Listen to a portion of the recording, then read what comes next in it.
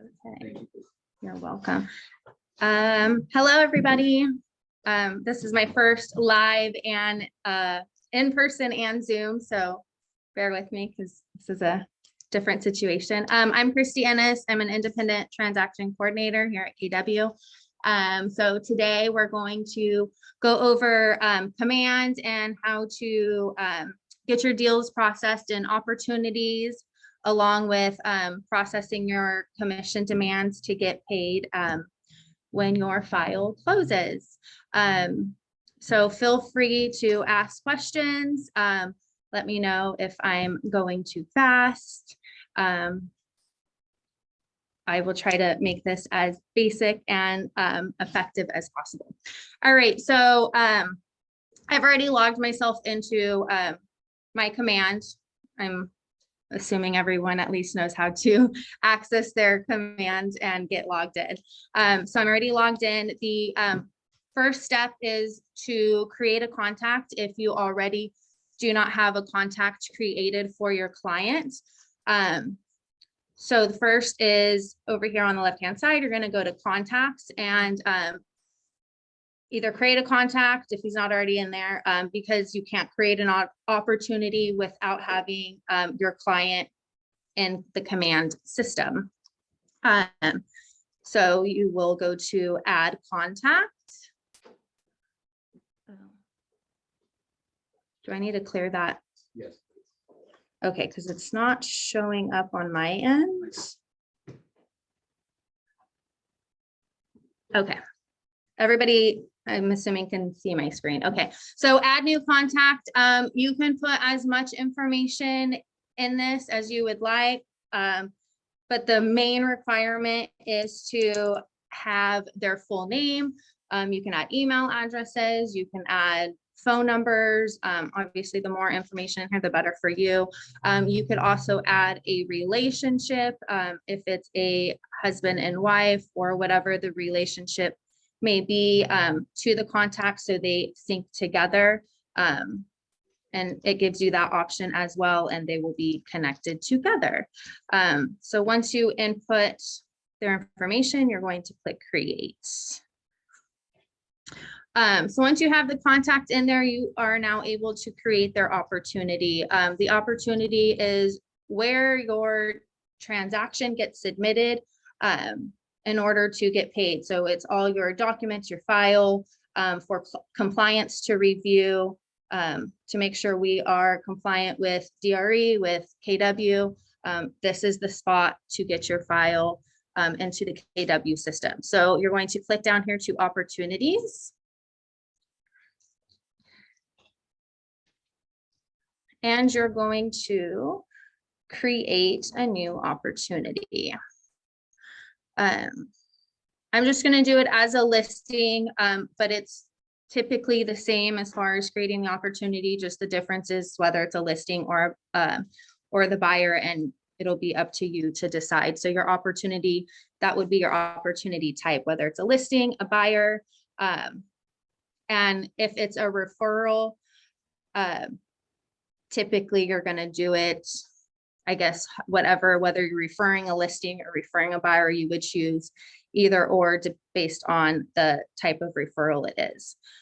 For today, I'm just going to do a listing, and then you're going to put your client's name that the opportunity is for.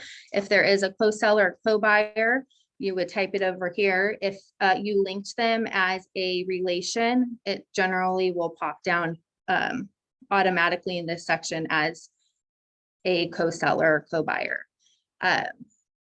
So anything in red with the red asterisk is what's going to be required in order for you to move on. Anything else is just added information, however much you want to put into it. So commission rate would be what you are getting, not total commission on the listing. It's just what you are as the listing agent. And then opportunity phase will be active if it's on market. And then once you get into escrow, you can go back in and change the opportunity phase. So those are the required fields. Listing price isn't required, but obviously would be nice to have that information in there. Click create. And then in order to edit, so say your listing now has an accepted offer, you're going to change its opportunity stage. Sorry, I kind of did that quick, so let me go back.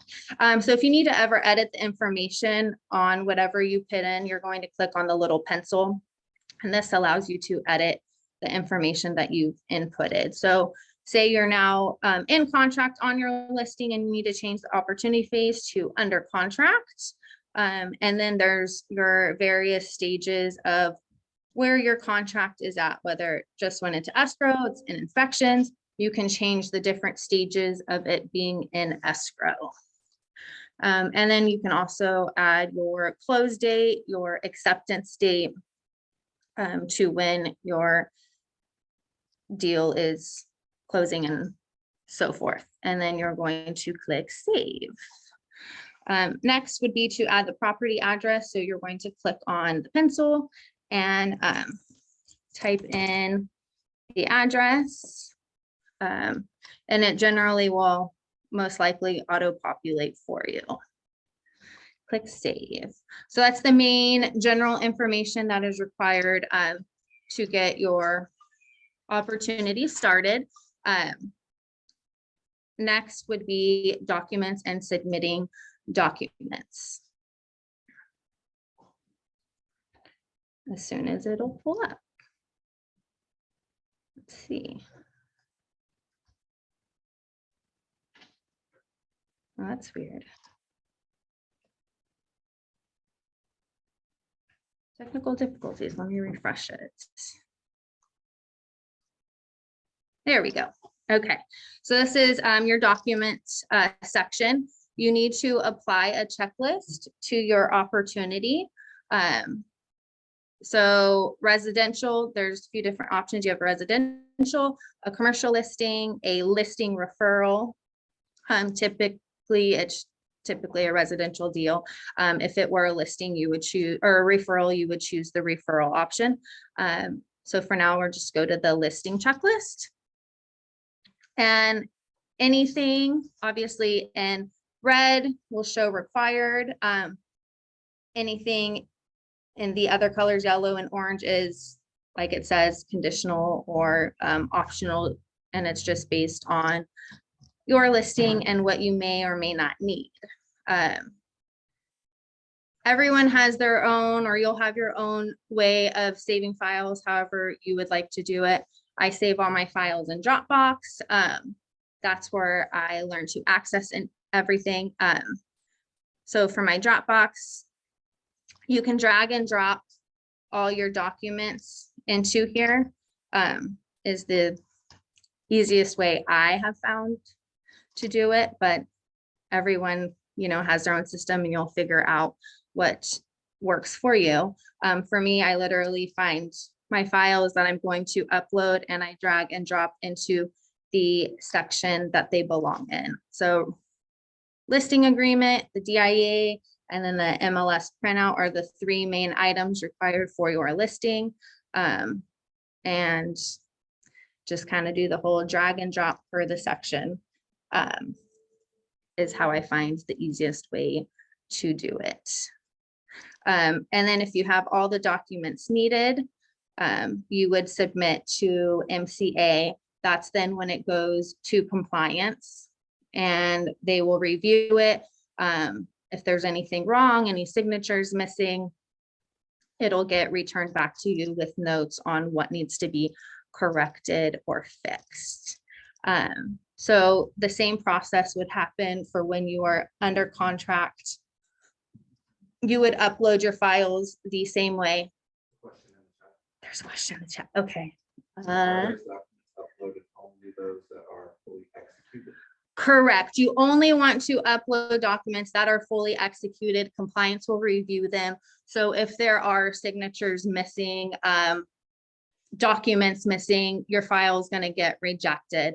So best is obviously to only upload items that are fully executed, because it will just get rejected either way. So it's kind of just more work for all parties because then you're going to have to just duplicate your work again. So yes, fully executed documents is what should be uploaded. Okay, so like I said, the same thing for your under contract is your checklist. Everything required is what KW needs for the file. And you would kind of do the same process or however it works for you to upload. Like I said, I find it easier to just drag and drop into its location, which I just dropped it into the wrong spot. So here's a good little learning lesson. If you happen to drop it into the wrong location, you just click on the 3 dots and you can remove it. And then do it again into wherever it is supposed to be. And same thing for once you submit the file and it does get rejected or you need to change the document because a signature was missing, you would click on the 3 dots and it'll give you an option to replace the document that was already uploaded to then resubmit the new one. But that's option is only given once you actually submit to the MC for them to do the file review. Any questions on uploading? You just follow, like I said, follow the checklist. Everything in red is what's required and needed. Anything that's conditional or optional is based on your transaction solely. So any questions for that? We good? Same thing for, Sorry, yes, go ahead. Steve. Yes. So you may have just answered it, but there was a little bit of confusion. Can you tell me if it's fully executed documents that you're uploading? Yes, it's fully executed documents that you're uploading. Anything that is Thank you. missing signatures or isn't fully executed is going to get rejected.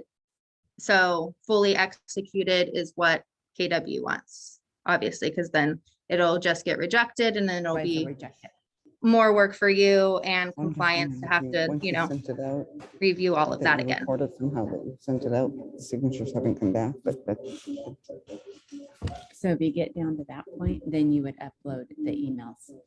So at the end of the Makes sense. transaction, if you've emailed several times. Yeah. to the Are you other guys people, talking about if you guys are missing signatures not and signing it, can't not signing it, obtain and it signatures on closed. documents?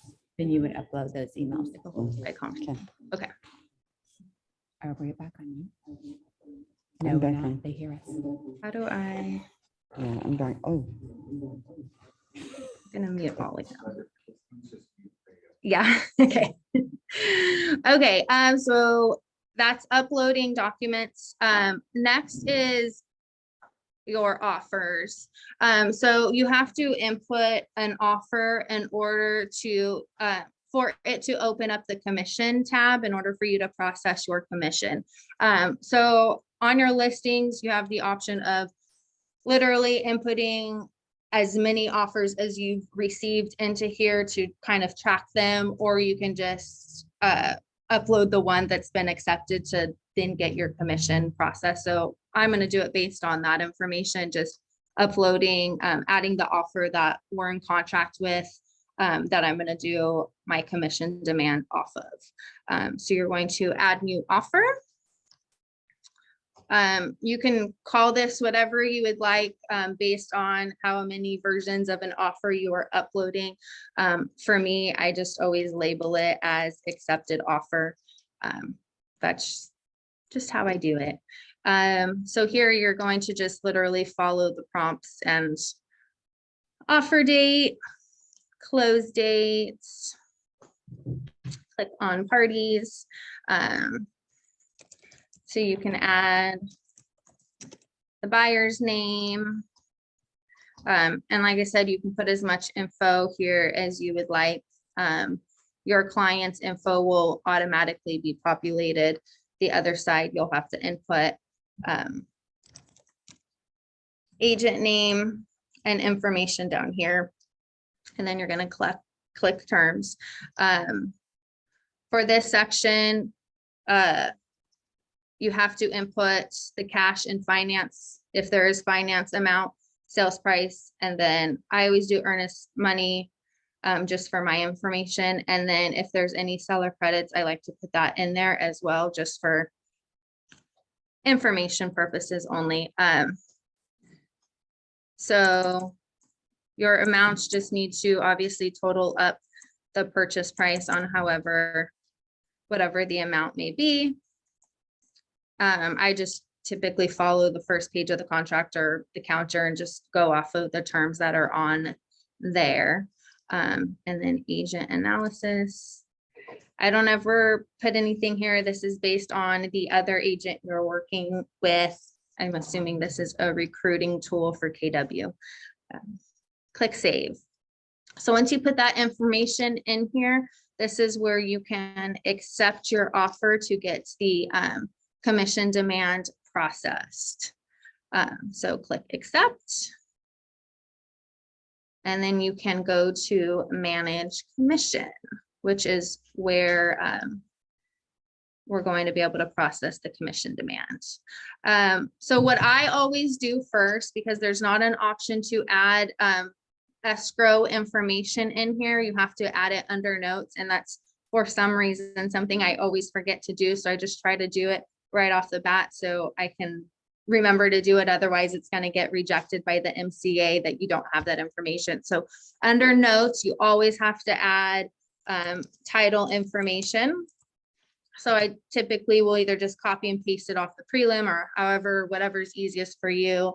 But they want the name, the escrow officer, and at least the escrow officer's email address here. So escrow name, escrow email, or the three main, and phone number, I guess, would be nice as well.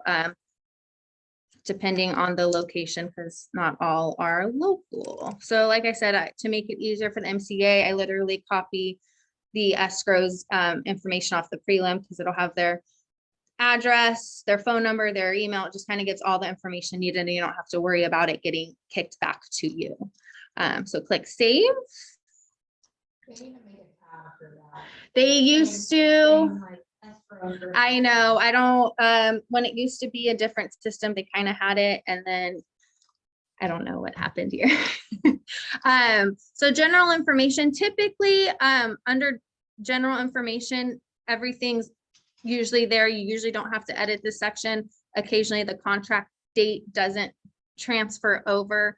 So if it's in red, obviously you're gonna have to add that information. So click save. You can just confirm it automatically populated the commission. So you can just confirm that that is the correct commission amount that it's supposed to be, and then click save changes. Under agent payment, this is where so it'll kind of show your deduction. So obviously the 6, KW royalty, it doesn't show your split. If you're on a split, that'll get done on the MCA side when they give you the breakdown of your demand. But this is where you can do your KW cares, KW kids, your KW donations can get deducted directly off of your commission. And then if you happen to have a, you're giving a concession to the seller or the buyer, you have this deal was referred over to you, so you'll have a referral fee. You're going to do it under add item. So say you owe an agent a referral, you are going to do it as an outside referral and follow the prompt. So everything in red is what's required. Say there's a 25% referral fee. You will need either, so typically hopefully with your referral agreement, you're going to get their W-9 from their broker, because we will need that information in order to process the commission demand. Without that, you're not going to be able to submit it. So usually it's an EIN number, which is the 7 or 8 digit tax ID number that you'll put in here. I don't know, what is it? However many digits it is. And then just put their information based on whatever it may be per the referral agreement.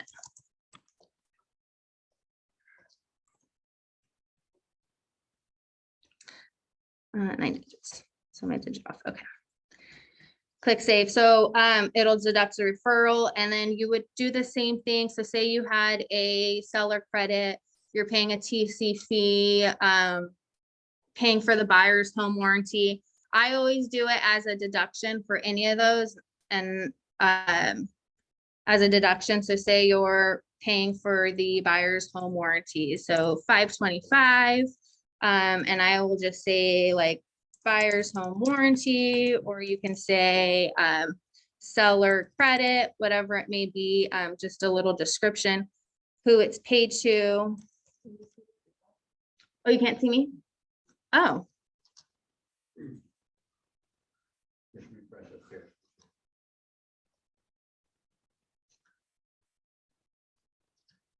no.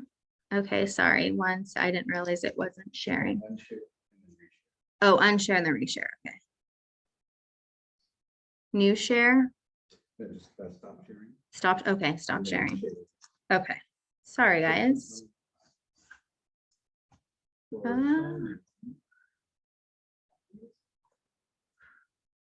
Oh, it's frozen.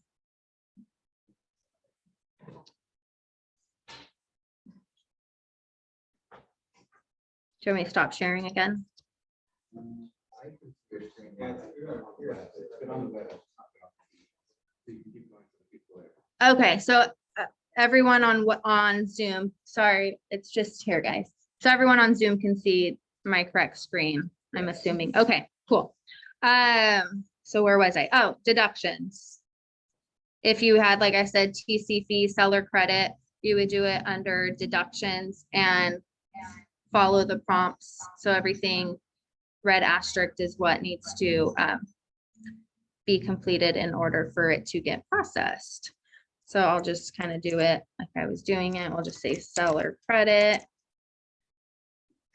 seller.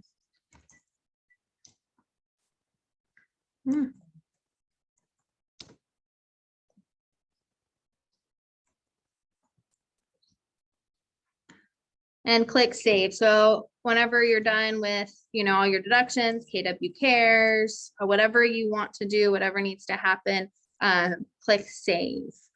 For those of you that are in the mentor program and have to add your mentor fee, you will have to add another agent. So you'll go here, add another agent, type in their name. Just this one, but I think on Zoom it's sharing. It's just here on the TV, sorry. I'm working. No, you're. So find your mentor, whoever it may be that is your mentee, add them, and then whatever, I think it's typically a 10%, so it would be 0.1 units that they're getting, and then you can calculate commission and it'll automatically give their amount for their mentor fee and save changes. And then you would have to go in and edit yours as far as the agent unit 2.9. So and then calculate commission. So then the total commission is now one total unit is what it needs to be. Does that make sense? Does anyone have questions on that?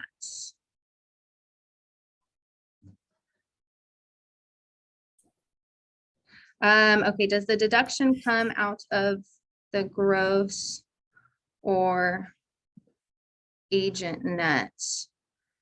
That is an MCA question. I'm not sure how the deductions work and whether it comes off the top of the total commission or after the splits and so forth. I think it would be based on what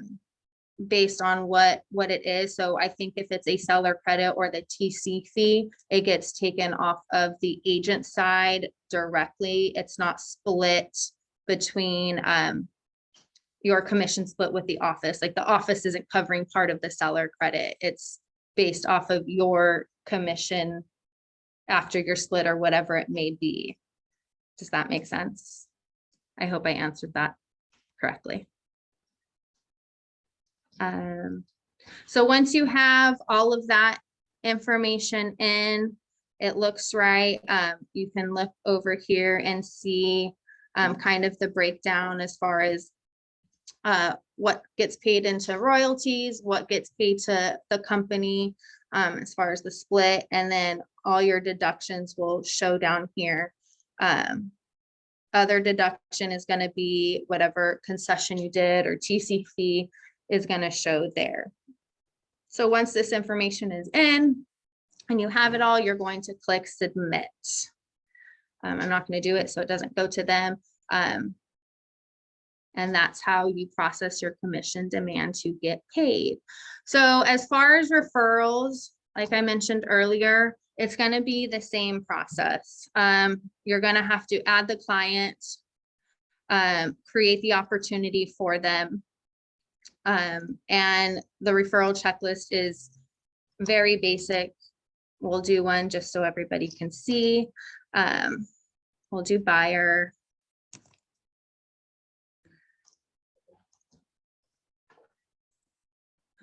We'll end up changing this information, but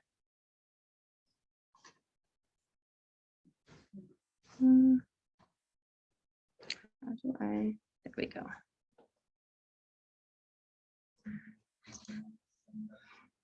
So I'm just showing you guys quickly if you're processing a referral, because from my understanding, these are occurring frequently, just so everyone knows how to process them. So like I said, it's very similar to, you have to create an opportunity either way. So instead of, then you're just going to check the buyer referral checklist as opposed to your residential buyer checklist. So this will prompt you to, so go to under contract is where your checklist, and it's just a referral form. So you would add the offer and you would literally follow the same exact steps as if it was a regular deal, but you're just doing it based off of the referral. So this is for an incoming referral. So if you're having to pay out a referral, you're going to do it on your demands when you do your deal. If you are going to be receiving a referral, you're still going to follow the same steps as in whatever your split or referral amount would be is going to be your total commission amount, and the office will do their general breakdown as well, but it's still getting processed the same way. Could you go back to the team tab, like what you would need to do, say, if you have a split? Okay. Yes. What you need to put in there? Sure. Okay. So, all right. So you would go to your commission. So if it is, I didn't click submit. Okay. So if you are, I think I added a person already on this one, but that's okay. If you, the question was if you had a team, how to add the split. Let me remove. You would have to add the agent. Put their name in on whoever you're sharing or having to pay out on your deal here, and then whatever the units is. So I know for the mentor program, it's 10%. So the unit is 0.1, and then your unit as the agent is 0.9. So the agent unit always has to total 1. So whatever your split is with your team or whatever it may be, you just have to calculate your units. So the total units is 1. And then you can calculate commission, and it automatically populates the commission amount based on the unit that you inputted. And that's kind of how you add another agent. Did that answer your question? Yeah, thank you. Yes, no? Did you have another question? Okay. Okay. And then you would submit it either way, and then KW, the MCA has their back end on whatever their breakdowns are, anything in there. New builds, this is a good one. A lot of new build addresses aren't in the system for whatever it may be. So typically if it's not coming up because it doesn't allow you, let me get out of not manage. It doesn't allow you to create a offer without an address. So if the address isn't, and it only auto populates, so if the address that your new build commission isn't populating, I just try to find one that comes as close as possible to it. And then you, when you accept it and you manage your commission, I just under notes say, you know, I'll put asterisks or whatever it may be and be like, this is the property address. It wasn't recognizing it in the system. Just an FYI, because I've run into that issue where the address isn't showing up. So I add it to the notes. Yes.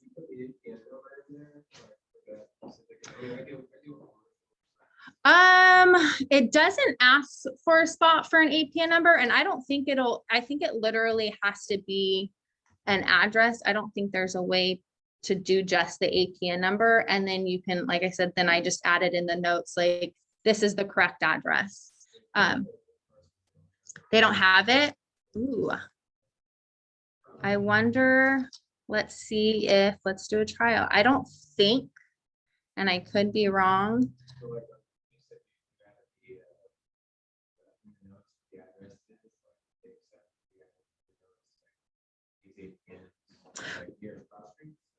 Yeah, if there's no, because even with the land, there's not, usually there's a physical address, but no.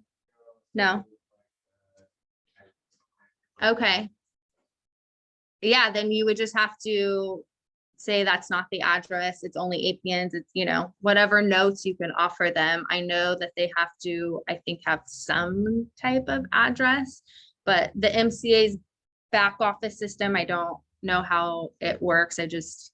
I know that when the address for new builds, when it doesn't populate, that's how I do it. Cause I know in order to get through, I have to have some type of address. So any other questions? I think I covered everything. Does anybody have questions? Arthur, is there anything that I missed? I don't think so, but I'm asking the question one more time. Okay. I don't see any questions. I'm going to put my contact info in the chat box as well. Like I said, I'm an independent transaction coordinator. I've been doing this since 2008. So I've been doing this for a long time. I used to live in Southern California and I worked for Cushman and Wakefield. Was not my favorite job. It's a different breed down in Southern California. Happy to be here.